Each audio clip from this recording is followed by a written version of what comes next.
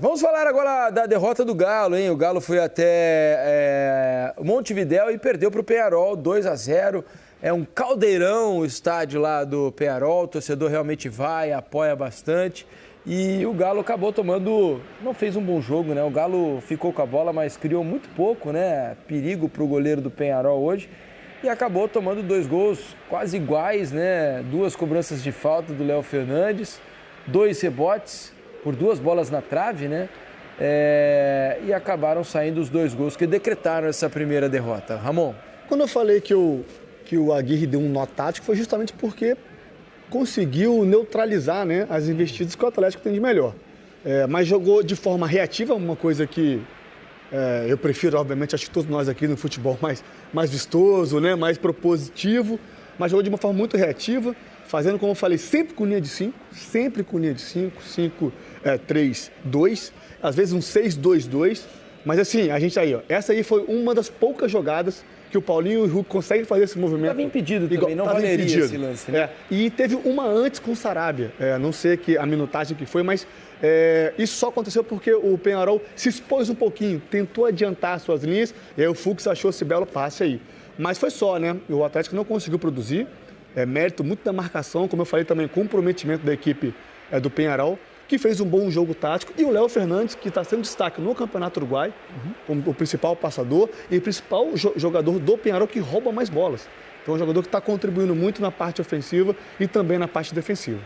Hoje o Scarpa ficou no banco, né? Algo que também faz diferença, porque vinha numa fase espetacular o Scarpa. Uma mudança, né? O Milito até explicou na entrevista, Mansur, que ele estava com um problema dermatológico no pé. Então não pôde treinar durante a semana toda, desde o jogo contra o Rosário não treinou direito, não estava 100%. Por isso que ficou no banco de reservas, algo que faz diferença, que é um jogador que vinha sendo importantíssimo e fundamental para essa boa fase do Galo. E acabou provocando uma mudança, ele entra com um zagueiro de origem, entra com o Fux, o Batalha mantido como terceiro zagueiro, e o Gemerson e o Saravia, que em geral defendia pelo lado direito, muitas vezes na formação base desse Atlético, passou a ser o ala pela direita. O que o Atlético teve nesse jogo também, para mim, e o Aguirre pareceu observar isso muito bem, nesse tipo de jogo, de tentativa de recuperação da bola rapidamente e ataque rápido, era quase sempre acionando os lados do campo, as costas dos alas, né? Era quase sempre o caminho que ele buscava, com o Sequeira pelo lado direito, por vezes com o Silveira ou o Darius caindo pelo lado esquerdo. O Darius, aliás, era o jogador que acompanhava o Saravia e se tornava o quinto defensor. Por vezes o Sequeira fazia a mesma coisa pela direita, um pouco mais raro no jogo, mas por vezes fazia, e aí ficavam quase 6 homens na última linha. E outra questão, ele mudou, o Ramon observou isso no início do programa, normalmente o Atlético tem uma saída com os 3 homens, com 2 volantes e os 5 homens na frente. Hoje ele iniciava quase com um tripé de meio, né? Com o Otávio como primeiro, o Zarate e o Alan Franco fazendo uma dupla de meios por trás de Hulk e Paulinho, mais os alas abertos. Mas o Atlético não conseguia meio de infiltração nesse espaço. Não teve as combinações, tabelas, ultrapassagem em velocidade pelos lados para conseguir ultrapassar esse bloqueio. Acho que essa inversão de lado, Alan Franco e Zarate, justamente pelo Saraiva ser um lateral, Sarabia ser um lateral de muita passagem pelo lado, jogador de linha de campo, e o Zarate ser um jogador mais de associação, de jogo aproximado, né? Por isso essa inversão de lado. Não funcionou muito bem porque o Atlético não tinha um jogador que conseguisse enxergar essa última linha. Porque Paulinho e Hulk faziam esses movimentos. O Sarabia tranquilamente no primeiro tempo, fez umas 5, 6 vezes. Quando eu te vi a imagem aberta, aquele movimento que ele corre em linha reta, diagonal. Corre em linha reta, facão, e a bola não chegava. Se tivesse um jogador com essas características de lançamento dessa bola longa, o Fux estava muito longe, ele tem esse potencial para fazer esse lançamento, mas ele estava muito longe, tanto que ele acertou para o Sarabia e para o Hulk nessa última bola do impedimento. Mas assim, ficou menos criativo o Atlético ficou sem soluções porque estava engessado. E a perda da bola acabou punindo muito o time, porque quando não terminava as jogadas, iniciavam contragolpes e o Peñarol sabia muito bem qual era a rota que ele queria de contra-ataque. Rapidamente acionava o lado do campo e chegava. Tanto que os gols saem após 2 cobranças de falta, é verdade, mas o primeiro tempo termina com as 3 melhores chances do jogo do Peñarol. Teve aquela bola, a escapada pela esquerda que o Arana acompanhou e o Ai, número 11, me fugiu Silveira. o nome. Silveira, finalizou para cima. Jogou no Santos. Isso, finalizou para cima. Teve uma jogada que o Otávio, até que ele se machuca, o lance que ele se machuca. Ele erra uma saída de bola com a Arana passando para dar opção.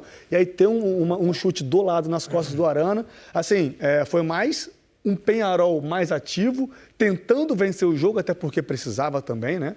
A tabela pedia que o Peñarol vencesse o jogo, do que o Atlético ali tentando controlar. O Atlético não conseguiu produzir muito nesse jogo, não. Ele teve uma provocação lá e tal, do Hulk com o goleiro do Peñarol, né, o Aguerre, ao longo do jogo. Olha só, o goleiro do Peñarol, ali na discussão com o Hulk, mostra ali o brasão ali da Conmebol. O Garcia, companheiro dele, não gostou. Deixa de ser bobo. Diz que são 5 títulos conquistados pelo Peñarol, né? O Peñarol é pentacampeão da Libertadores. E depois nas redes sociais, a página oficial do Peñarol no Instagram colocou ali, olha lá, não é para qualquer, ou seja, não é para qualquer um. São 5 conquistas de Libertadores, uma brincadeira ali com o Hulk, tirando um barato também do Atlético, que conquistou a Libertadores apenas uma vez. Tá aí a provocação do Peñarol. Com tudo isso, assim, a gente tem uma etapa de um trabalho que ainda é recente. A gente vê o Atlético jogando tão bem, parece que o Milito está ali há muito tempo. Eventualmente, o Atlético vai encontrar formas de defender o seu jogo, especialmente formas de proteger o lado do campo, que era por onde o Atlético vinha machucando muitos times, usando bem a largura do campo, inversão de lado, pegando por vezes o jogador do lado oposto nessa inversão com espaço para jogar, vai encontrar outras formas e vai precisar, aos poucos, vai, com a maturidade do trabalho, encontrando maneiras de passar por esse tipo de marcação. O que fica também de alento, fica claro que mesmo jogando contra o Peñarol, fora de casa, um estádio que tem a sua pressão, um time acostumado a esse tipo de competição, está claro que o Milito não vai abrir mão da proposta de ser um time que tente mandar no jogo, que vai ter a bola, que vai agredir, que vai atacar, que vai se colocar no campo do adversário, mesmo assumindo alguns riscos. Você absorvendo essa identidade, mesmo num jogo de derrota, você traz alguma coisa de positivo, você vai amadurecendo a ideia. Tanto é que tem um recado muito claro que é dado pelo Milito quando ele perde o Otávio. Ele, no lugar de fazer uma troca, por exemplo, tira o Batalha da defesa, adianta ele para o meio e coloca um outro zagueiro, ele entra com o Igor Gomes no jogo. Entrou mal, né? Não entrou bem no jogo, mas a ideia foi ofensiva, a ideia foi manter a identidade do time. Ele passa um recado para o campo, ó, em qualquer lugar que a gente jogar, vai jogar tentando ter a iniciativa e tentando mandar no jogo. Isso vai construindo uma identidade, vai sedimentando uma ideia. Até no intervalo. Ele tira o Alan Franco e entra o Vargas. Verdade, entra o Vargas. Entra o Vargas, a gente pensa, vai tirar um zagueiro, vai colocar mais um atacante, tentar pesar essa última linha, porque defende com 5 ou 6. Não, ele tira o Alan Franco, coloca o Vargas. A camisa 5 dele, né, o Alan Franco. Ele tira o primeiro volante. Exato, depois ele tira o Gemerson e coloca o Alisson. Né? Ele desce o Zaratio para fazer esse primeiro volante. Ele joga sem volante de contenção. Ele passa a ficar quase com 2-2-6. Exato. Ele tira o volante de contenção, fica Zaratio e Igor Gomes ali, um pouco mais como uma dupla, né? Mas o que é fato é que foi a pior partida do Galo. Em termos de criação, claramente. E também veio a primeira derrota do Milito no comando do Galo, tá legal?